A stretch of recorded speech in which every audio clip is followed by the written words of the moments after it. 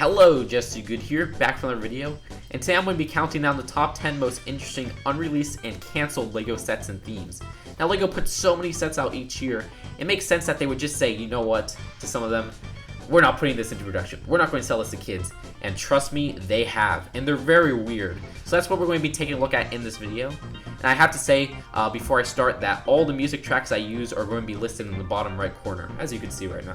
So without further ado, let's dive into these canceled sets and themes.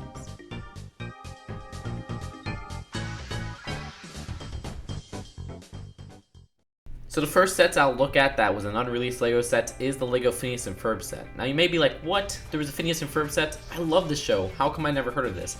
Well, the deal with this was that it was a LEGO game set.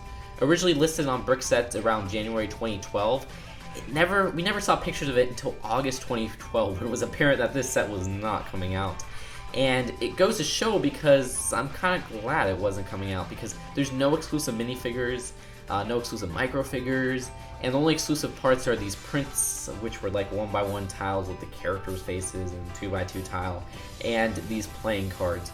So I'm kind of glad it didn't have anything too special in it. And I do kind of like the Perry the Platypus build, but the cool thing is that we first saw pictures of this in August 2012 because the instructions for how to build it were leaked on brickinstructions.com. And you can still find those today, so if you want to build this, you could use your own pieces at home. Now, we never found the game instructions, so we don't know how to play it, and I don't know if we're ever going to get any other LEGO Phineas and Ferb stuff in general, which is kind of sad, but the show is probably past its prime. I think it's canceled, actually, but there's a movie coming out soon.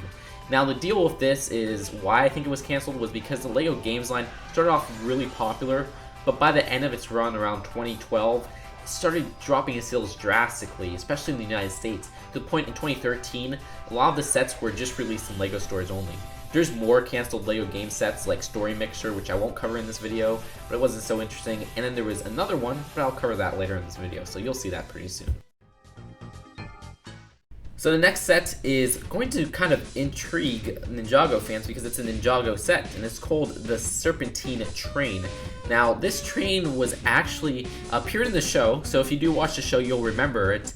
And we first heard about this as a canceled set in Mark Stafford's 2012 Ninjago presentation where he showed some prototype and canceled sets. And this one has a really cool look to it. It looks like a train, and I wish they would have released this because I think it would have been really cool. And in the show, when it appeared, it had some characters appear like Feng Sui, Chokun, Mesmo, and Spitta. So I would guess they would include some of those snakes in this set. And it would definitely have been a larger release for the summer 2012 line, maybe around $80 to $100. I really do like the design of it. Like I said, it looks like a snake that's kind of slithering all around, and I like how the cars designs have that nice kind of a lime green to it and dark green. It all looks really cool, but it didn't pass so long in the development phase, so when you look at this picture, you're going to say, hey, it looks a little bit too static, doesn't have too much exclusive pictures. Well, that's because, you know, this is pretty early in the development phase. So, never passed the production, but I still think that it's a really cool looking vehicle that I hope someday will see the light of day as a set releasing in stores. Next up is a Prohibition-Era gangster theme, and it's quite clear why this didn't make it past into the production stage, and that's because it just wouldn't capture the target demographic. It was too inappropriate. I mean, this was based around the Prohibition era where there were violent gangsters roaming the streets, and the concept of prohibition itself isn't really kid appropriate, banning alcohol. So what we got here were some great buildings and everything, but I don't think they really planned to make this past the production stage.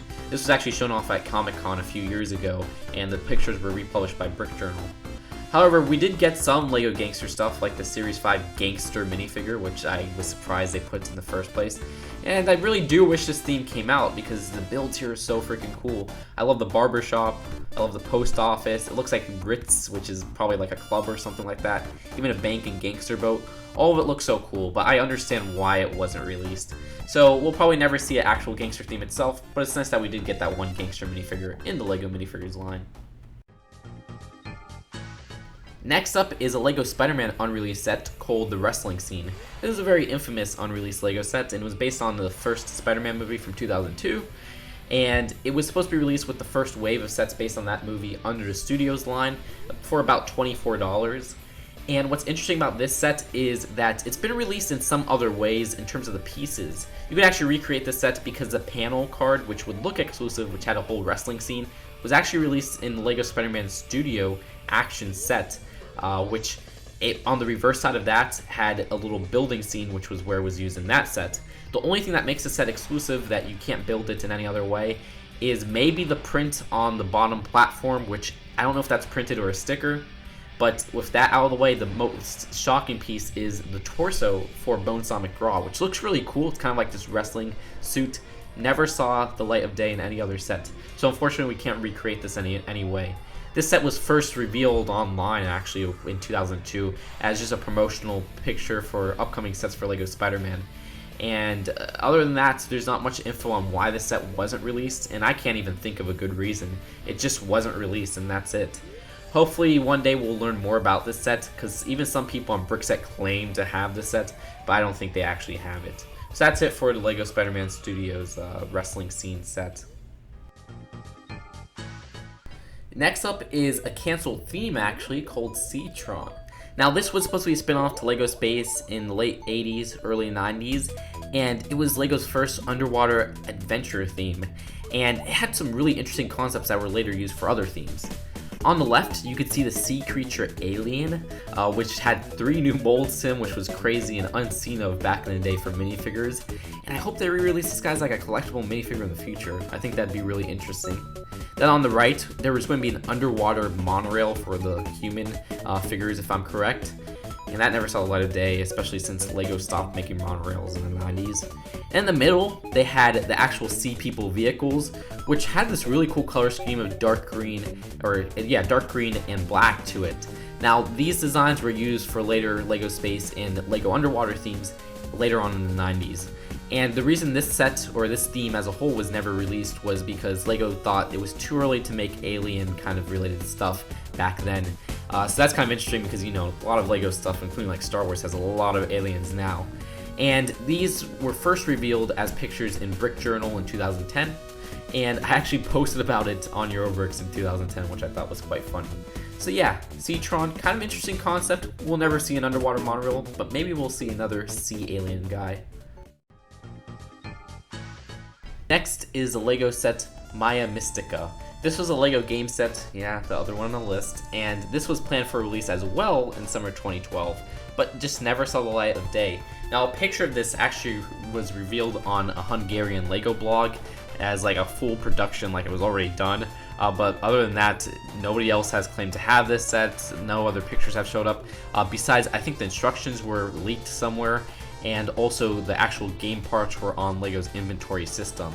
Why this wasn't released? Well, a lot of people are speculating that this was almost the same game as the Hobbit game that was released later that year for the LEGO Games line. So that could have been one of the reasons that, you know, this was before they were going to plan to make that Hobbit game, and then they just said, hey, we have this good idea, let's use it there. Or some other people have even gone as far to say that the Mayan end of the world theory was going to distract customers from this, which I don't think that's the reason. I just think it's the Hobbit game's reason. But yeah, that's it for Maya Mystica, a planned summer 2012 set. Alright, this next entry, I'm kind of cheating, there's more than one entry, but this is just a whole bunch of 80s and 90s castle sets that never saw the light of day. So on the left, we got this original market village, and this looks so cool. This is the one that stood out to me the most because of how cool this looked. I love the little clock tower kind of build, which has, it looks like a drawbridge maybe. And then on the left, we have this medieval style building, and they use a lot of those, or they use some of those wall panel pieces with the lines on it, which are actually really hard to come by. And on the right, we have this kind of tower right here, which I like how it has that kind of understructure down there so you can walk around. So that looks really cool. Underneath that, we got some unreleased figures. The thing that stands out to me about them is their helmet pieces, which look really darn cool. I love that molding. I wish they would have released that. It's like a crown type of piece. Then we have another medieval village. I know these on the side are very small pictures, but that was the biggest pictures that I could find of these. And that one on the right is it's I guess it's a weaker medieval village than the one on the left. Then we have an unreleased castle. It's your standard castle. Then this Loch Ness monster with a fortress. That looks really cool. And that looks like a huge, massive set or collection of sets. It's hard to see the Loch Ness Monster, but you can kind of see it, but that's the biggest picture I could find of it. Then we have this unreleased dwarf mine, which is crazy, and it had this big kind of rock structure that looks really neat. So that's it for those unreleased LEGO Castle sets, but don't worry, we still have some unreleased LEGO Castle content coming up very soon. So the next is the unreleased theme called Sci Bots. Now this was revealed on Faber Files, a very good LEGO blog, or not really LEGO blog, but art blog from a LEGO designer, and he shows off a lot of unreleased LEGO designs and stuff like that, especially for the Star Wars theme. But for Sci Bots, this was a theme that introduced the first ball joint kind of concept, which is, you know, such a huge part of construction figures nowadays.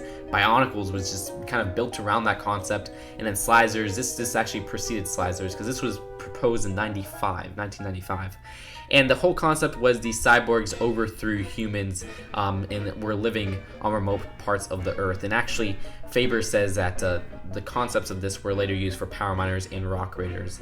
But for this whole overall theme, I can't tell why it was never released and why it never really passed the design process. But I don't know, I guess it would be too expensive to make a lot of these new molds because it proposed a lot of new molds and systems. But I do like how, unlike a ladder where they both kind of share similar cyborg-like designs, this included a lot of LEGO building, which was really cool. And yeah, I mean, it's a very interesting concept, and you should definitely read the Faber Files write-up on it, which there's a link of that in the description below. Next up is the Holiday Village LEGO Town set, a 96 set that was listed in the UK catalog that never saw the light of day. It was in the 1996 LEGO United Kingdom catalog. And this is really cool because it's a civilian-based set for LEGO Town, which I always love those from LEGO Town. And we got a little pizzeria part, and this followed up Pizza to Go and Breezeway Cafe, a little snack bar, and a convenience store, which looks really neat. I mean, it doesn't have the most expansive build for 3 base plates, and I don't know why it was never released, but I wish they would release more sets like this, and hopefully they will, and it seems like LEGO City is taking the right step in that direction, especially with the rumored park set coming out soon. Last up on our list is a theme called Europa. Planned to release around the early to mid-90s, this theme was a fusion between castle and pirates, and it was set in Europe in the 18th century. The description from Brick Journal, as quoted by Brickopedia, puts it perfectly. Featuring cannon, forts, towns, bridges, and transportation. Possibility of including witches, bridge trolls, and also was a time of Dracula. Alternatively, the theme could include historically correct soldiers of the Scotch, Russian, Dutch armies, etc. with ships, hot air balloons, and the like. This is also the colonial era. So, Europa itself was... This is really the only picture we got of it, but you can see that there were some really cool buildings being used. I like the main kind of fort area, but I also love the civilian stuff, like the civilian kind of village house on the side, which looks like it's Dutch or something like that. And then you got all these kind of blue coats, it looks like, so that was really the elements borrowing from Pirates. Now, you could say the Pirates of the Caribbean line kind of captured this with sets like the London Escape, but those were really far and few between within that line, and that line is no longer in production. So maybe if that comes back, we'll get another taste of the Europa era, but other than that, I don't think we'll really see this as an original LEGO theme. So that's it for this video. I hope you guys really enjoyed it. I love making these little editorial videos. I mean, my last one, the most anticipated sets, was really a pleasure to make, and it's one of my most popular videos so far. So I have to say, which ones were your favorites out of all of these little canceled themes and sets? If you guys own anything from these as like a prototype or anything like that, I would suggest you speaking up because you could probably sell it online for thousands of dollars. So that's really something you should look into. So that's it for now. Hope you guys enjoyed this video, and I hope you guys have a happy new year. Bye.